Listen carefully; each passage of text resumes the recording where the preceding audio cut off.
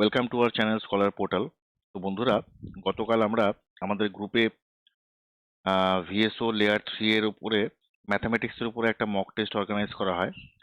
তো সেই মক টেস্টের যে প্রশ্নপত্র এবং তার কমপ্লিট সমাধান সেটা নিয়ে আজকে আমরা একটু আলোচনা করব।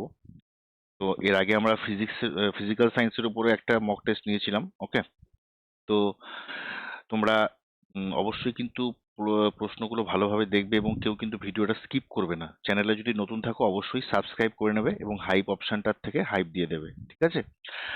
আর আশা করছি তোমরা বাড়িতে ম্যাথ অবশ্যই প্র্যাকটিস করছো, রেগুলার কিন্তু ম্যাথ প্র্যাকটিস করবে। এখানকার কিছু প্রশ্ন হয়তো তোমাদের একটু কমপ্লিকেটেড বা কিছু লেংদি মনে হতে পারে। মেন এক্সামে হয়তো এরকম থাকতেও পারে বা এই টাইপের কিন্তু অবশ্যই থাকতে পারে। তাই খুব ভালোভাবে কিন্তু প্রশ্নগুলো অবজার্ভ করবে, ঠিক আছে?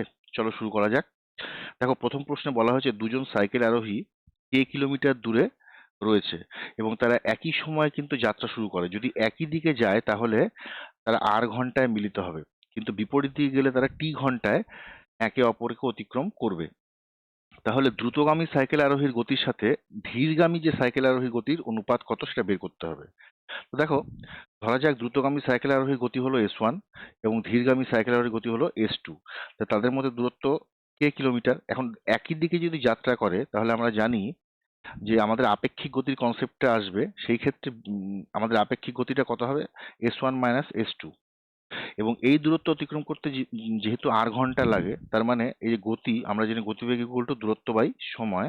তাহলে S1 minus S2 is equal to K by R. এটা আমরা ইকুয়েশন 1 বলতে পারি।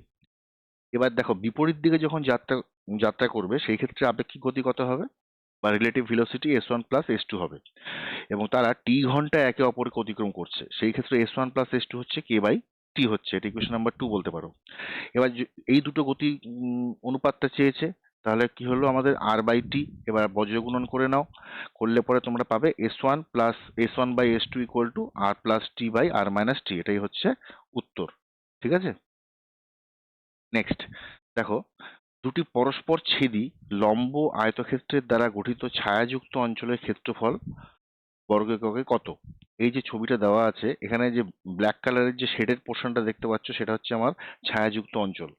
তো দেখো, এটা বের করতে গেলে তোমরা এখানে যে লাইনটা আছে সেটাকে পড়ে নেবে।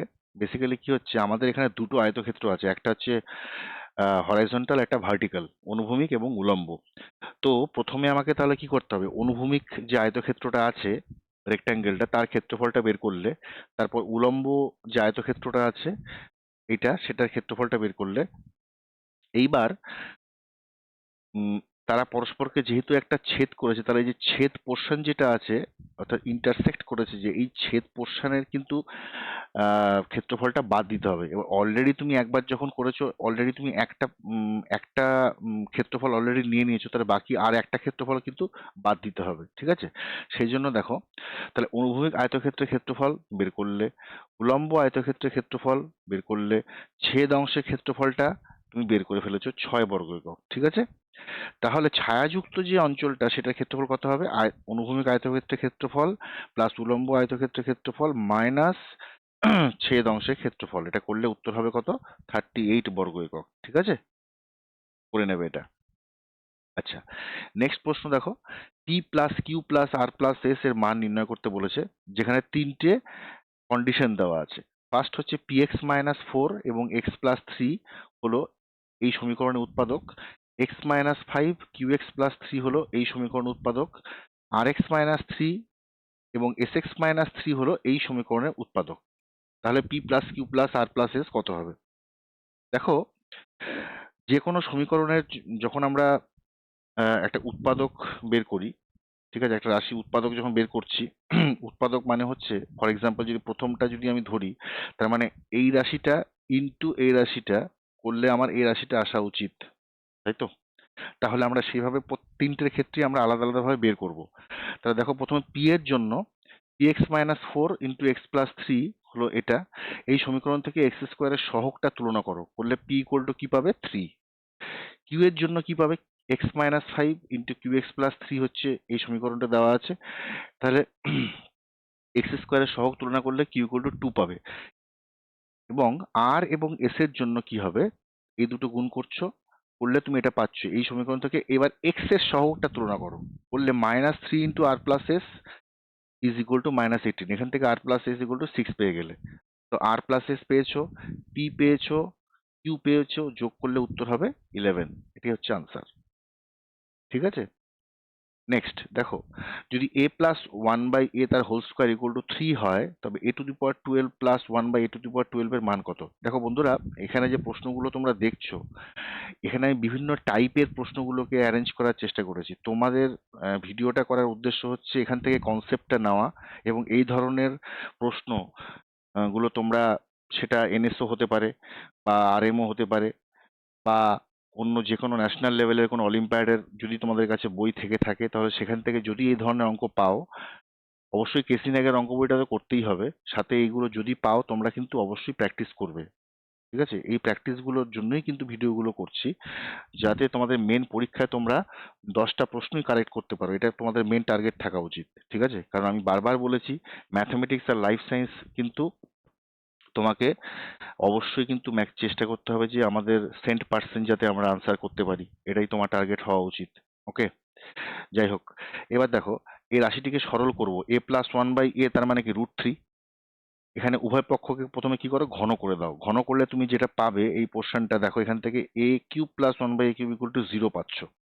ঠিক আছে, এইবার এর আবার কি না কি করছো, আবার এই এর যে তুমি পেলে, এটাকে আবার বর্গ করছো। বর্গ করলে তুমি এখান থেকেই দেখতে পাচ্ছ যে a⁶ + 1/a⁶ হচ্ছে -2 হলো। তো ফাইনালি কি হচ্ছে, এই a⁶ + 1/a⁶ যে -2 হলো, সেটাকে যদি স্কোয়ার করো, তাহলে তুমি পাবে a⁴ + 1/a⁴ হচ্ছে আমার 2। তাহলে 2 ইজ দ্য কারেক্ট আনসার। ঠিক আছে, তোমরা কিন্তু অবশ্যই বাড়িতে প্র্যাকটিস করবে। দরকার হলে ভিডিওটা পজ করে নেবে, পজ করে নিয়ে তোমরা কি করবে, প্র্যাকটিস করবে। ঠিক আছে,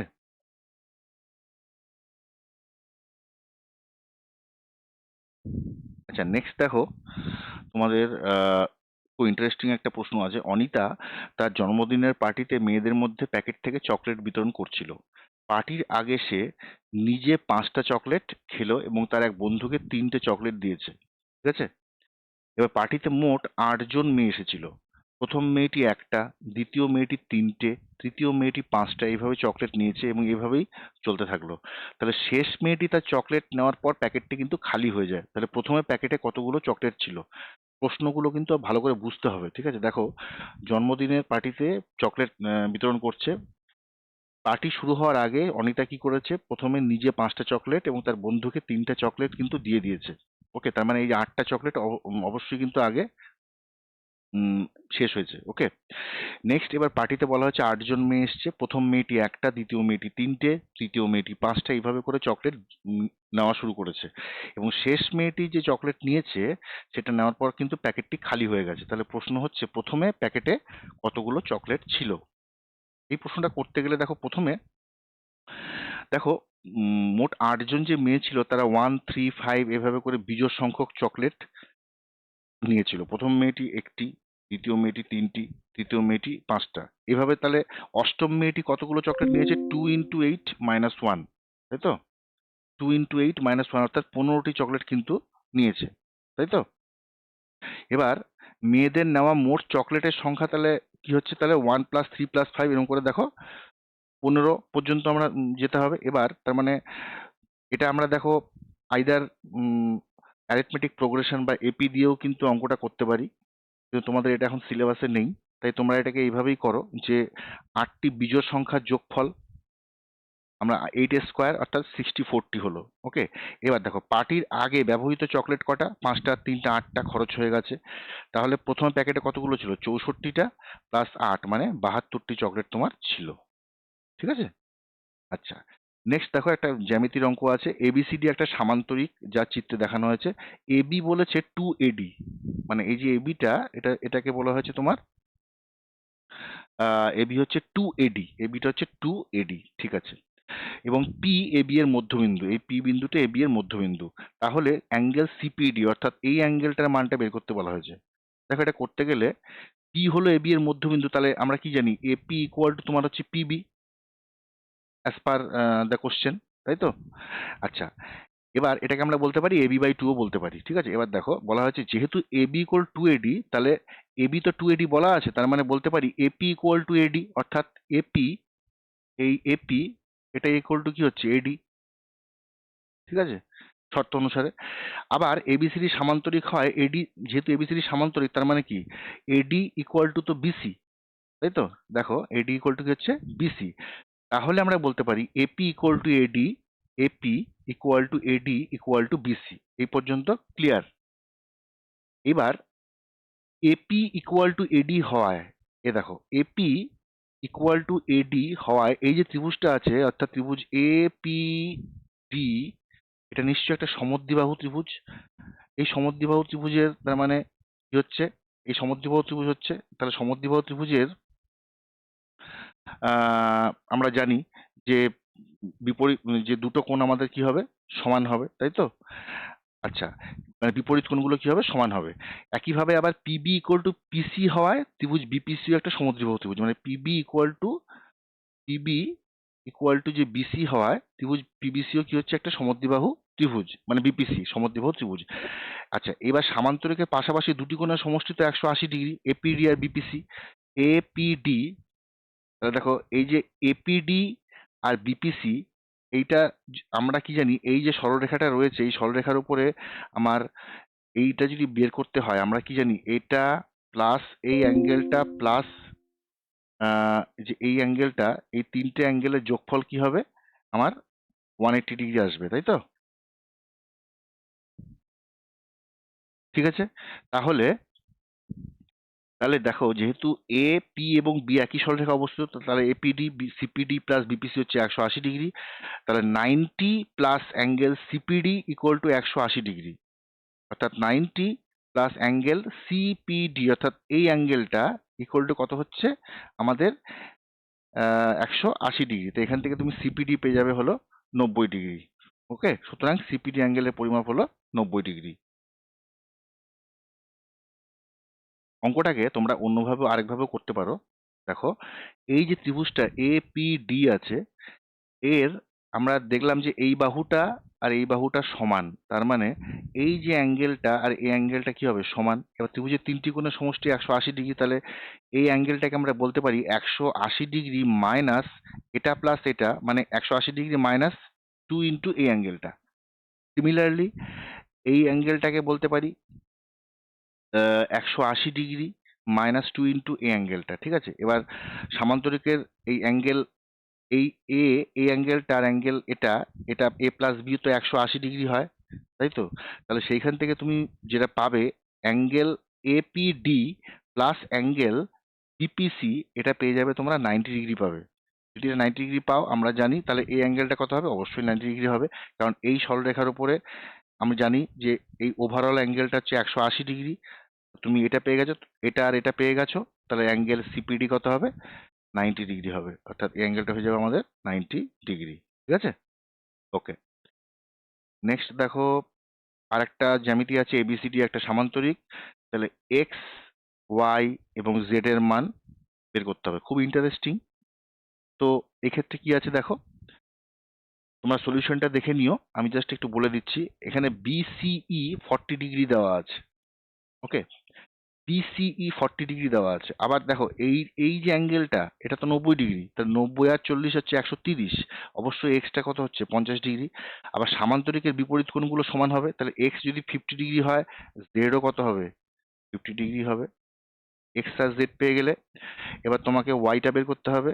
আচ্ছা, ওয়াইটা দেখো বের করার জন্য দেখো আমার এই যে এডি আর বিসি, এডি আর বিসি হচ্ছে কি সমান্তরাল, আর এই যে এফসি, যদি এফসিটা দেখো, এফসিটা তো ভেদক, তাহলে একান্তর কোণ হিসাবে আমরা কি বলতে পারি, এই টোটাল কোণটা দেখো 90 ডিগ্রি কিন্তু, তাই না। এটা 90 ডিগ্রি মানে এটাও আমার 90 ডিগ্রি, এটা 90 ডিগ্রি হলে এটা 40, এটা কত ওয়াই কত 50, তাহলে এক্স পেয়ে গেছিলাম 50, জেড পেয়ে গেছিলাম 50, ওয়াইও 50 হয়ে গেল। ঠিক আছে, এটাই এখানে বলা আছে, তোমরা একবার দেখে নেবে, তিনটে কোণই কিন্তু আমার 50 ডিগ্রি করে। আচ্ছা, মান নির্ণয় করো। দেখো এই যে মানটা নির্ণয় করতে বলা হয়েছে এটা একটু লেংদি হতে পারে তোমাদের, এটা বাড়িতে ওই জন্য প্রচুর পরিমাণে তোমরা যদি তোমাদের যদি যেই বই বাড়িতে রয়েছে ম্যাথ প্র্যাকটিসের জন্য, তোমরা এখান থেকে অবশ্যই কিন্তু এগুলোকে প্র্যাকটিস করবে। যত বেশি প্র্যাকটিস করবে তত স্পিডটা বাড়বে।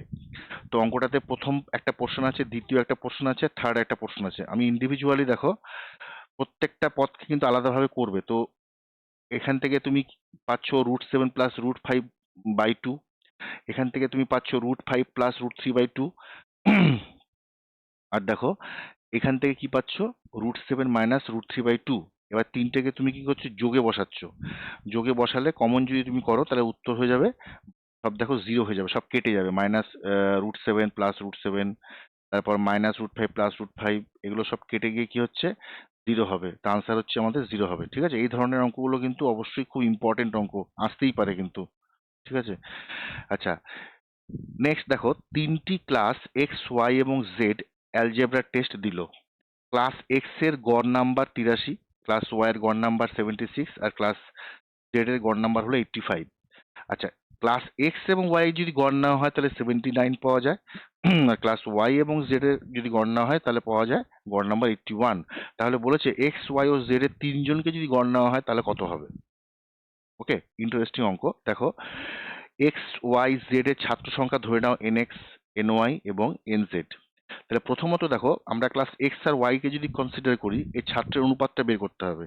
গড় নাম্বার তো জানি মোট নাম্বার বাই মোট ছাত্র সংখ্যা। তাহলে 79 ইকুয়াল টু কি হচ্ছে, 79 কি দেওয়া আছে, 79 হচ্ছে এক্স আর ওয়াই এর গড় নাম্বার।